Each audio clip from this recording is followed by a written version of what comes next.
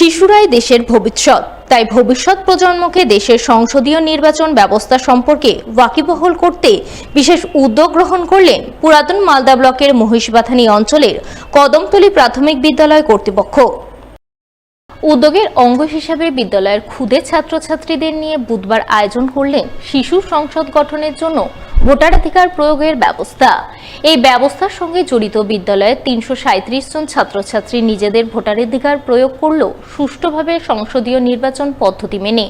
নির্বাচন প্রক্রিয়া চলাকালীন পুরো ব্যবস্থার নজরদারিতে ছিলেন কদমতলী প্রাথমিক বিদ্যালয়ের প্রধান শিক্ষক তীর্থেন্দু মৈত্র সহ অন্যান্যরা। এছাড়াও আমন্ত্রিত অতিথি হিসেবে হাজির ছিলেন জেলা প্রাথমিক বিদ্যালয় পরিদর্শক মলয় মণ্ডল, আদিনা চক্রের অবর বিদ্যালয় পরিদর্শক অমৃতা বিশ্বাস সহ অন্যান্যরা। জানা গেছে, এদিন ছাত্রছাত্রীদের এই ভোটাধিকারের মাধ্যমে আগামী দিনে কদমতলী প্রাথমিক বিদ্যালয়ের শিশু সংসদের মন্ত্রিসভা গঠন করা হবে। সেই মন্ত্রিসভা বিদ্যালয় পরিচালনার ক্ষেত্রে সহযোগিতা করবে বিদ্যালয়ের শিক্ষক শিক্ষিকাদের। আমরা এখানে কোনো হার্ড অ্যান্ড ফাস্ট কিছু নেই, তবুও আমরা প্রধানমন্ত্রী একজনকে করা হয়, একজন স্বাস্থ্যমন্ত্রী, একজন শিক্ষামন্ত্রী, একজন ক্রীড়ামন্ত্রী, একজন খাদ্যমন্ত্রী, এইভাবেই করা হয়। যেগুলোর সাথে আমাদের স্কুল চলাকালীন যে বিষয়গুলো জড়িত আছে সেই বিষয়গুলি তারা দেখভাল করে with supervision of the teachers. তারা এটা দেখভাল করে, এটা একটা মক পার্লামেন্টের মতো তারা এটাকে পরিচালনা করে তাদের মতো করে। শিশুরাই এটাকে করে, কারণ নামটাই শিশু সংসদ বা চাইল্ড টেবিল। খুবই ভালো, আমি দেখলাম যেটা একদম যেটা আমরা ভোটের সঙ্গে আমরা তো জড়িত থাকি, নানা দায়িত্বে থাকি, কখনো সেক্টর অফিসার, জোনাল ম্যাজিস্ট্রেট থাকি, যেভাবে হয় সেভাবেই কিন্তু শিশুরা করছেন এবং শিক্ষক শিক্ষিকারা খুব ভালোভাবে গাইড করছে তাদের।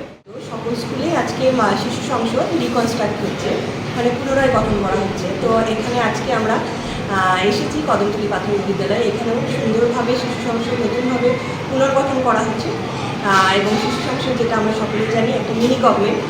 স্কুলকে পরিচালনার ক্ষেত্রে শিশু সংসদের ভূমিকা কী এবং তার সাথে স্কিল ডেভেলপমেন্ট, এবং এই শিশু সংসদ করার একটা অন্যতম গুরুত্বপূর্ণ কারণ হচ্ছে বাচ্চাদেরকে স্কুলমুখী করে তোলা এবং স্কুলের প্রতি ভালোবাসাটাকে সুন্দরভাবে আরও জাগ্রত করা। সেই জন্যই কিন্তু আমাদের এই ভাবনা চিন্তাটা, এবং তার জন্য সকল শিক্ষক আমাদেরকে সকলকেই সহযোগিতা করছে। বেঙ্গল অলিম্পিক অ্যাসোসিয়েশনের পরিচালনায় এবং রাজ্যের যুব কল্যাণ ও ক্রীড়া দপ্তরের সহযোগিতায় মালদায় চলছে নবম নেতাজি সুপার স্টেট গেমস 2025, যার অঙ্গ হিসেবে বুধবার তৃতীয় দিনও মালদা ডিএসের ব্যবস্থাপনায় জেলার বিভিন্ন প্রান্তে নানান ইভেন্টের খেলা চলে। তার মধ্যে মালদা শহরের ঝলঝলিয়া লক্ষণ সেন স্টেডিয়ামে মহিলা ফুটবল প্রতিযোগিতা অনুষ্ঠিত হয়। প্রতিযোগিতার সূচনা পর্বে হাজির ছিলেন বেঙ্গল অলিম্পিক অ্যাসোসিয়েশনের প্রতিনিধি সহ মালদা ডিএসের সাধারণ সম্পাদক কৃষ্ণেন্দু চৌধুরী, কাউন্সিলর গৌতম দাস সহ অন্যান্যরা। তাদের উপস্থিতিতে এদিন লক্ষণ সেন স্টেডিয়ামে 4টি মহিলা দলের মধ্যে জমজমাট খেলা চলে এবং এই খেলার ফাইনাল পর্বের ম্যাচ অনুষ্ঠিত হবে আগামী বৃহস্পতিবার বিকেল 3:30টায়।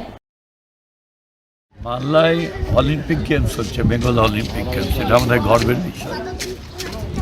এটা সচরাচর কলকাতার শহরতলি আশেপাশে হয়, যাদের পরিকাঠামো। আমি সৌরভ বিশ্বাসকে বলেছিলাম যে মালদায় আসো, ভালো খেলা দাও। তো উনি একদিন বললেন যে আমি মালদায় যাব, দেখে নিচ্ছি। মালদায় দেখে নিয়ে ওরা বললো ঠিক আছে, আমরা খেলা দেব। আমরা 29টা গেম, কয়েকটা গেম হচ্ছে না ইনফ্রাস্ট্রাকচার অভাবে, 29টা গেম আমরা খেলা করছি। আজকে এখানে মহিলা ফুটবল, আর নগরিয়াতে হচ্ছে বয়েজ ফুটবল খেলাগুলো হচ্ছে।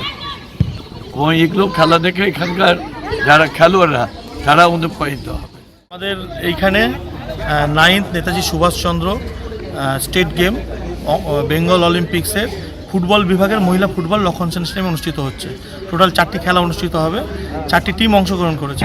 একটি কালিম্পং ডিস্ট্রিক্ট, একটি কলকাতা পুলিশের একটি টিম, এয়ারলাইন্সের একটি টিম এবং ইউনাইটেড এসসি একটা টিম। তো এখানে আগামীকাল 3:30টার সময় ফাইনাল খেলা অনুষ্ঠিত হবে। আমরা আপনার মাধ্যমে সকলকে আমন্ত্রণ জানাচ্ছি।